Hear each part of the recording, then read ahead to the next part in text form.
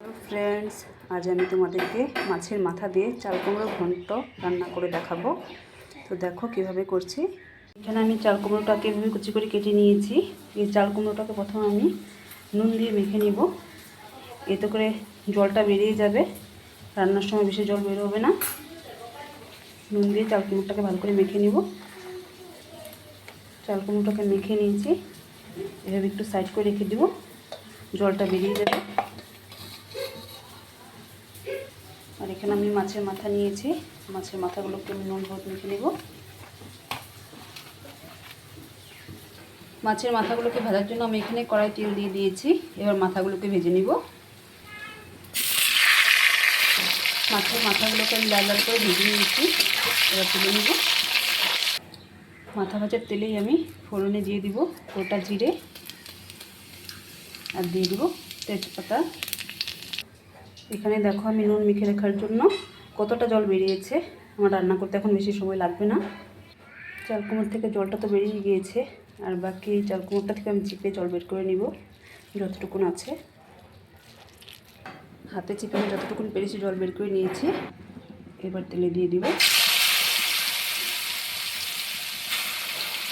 চাল কুমড়োর সাথে আমি কয়েকটা কাঁচা লঙ্কাও দিয়ে দিব।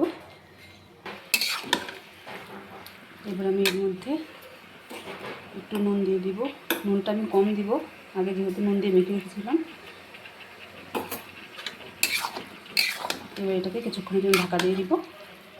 চাল কুমড়োটাকে আমি 2-3 মিনিট মজিয়ে নিয়েছি ঢাকা দিয়ে। এর মধ্যে এবার একটু চিনি দিয়ে দিব, আর দিয়ে দিব হলুদ গুঁড়ো।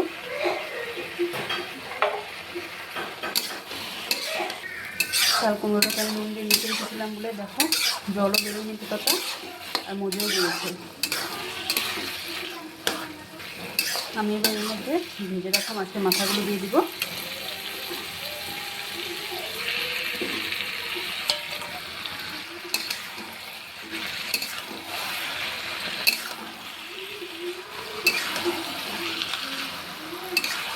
মাছের মাথার সাথে চাল কুমড়োটাকে আমি ভালো করে মিশিয়ে নিয়েছি।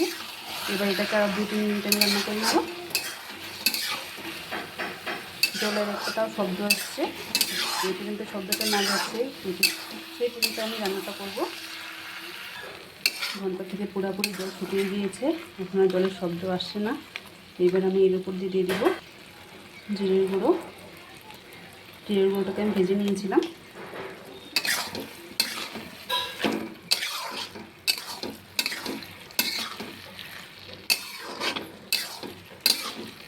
আমার মাছের মাথা দিয়ে চাল কুমড়ো ঘন্ট রেডি।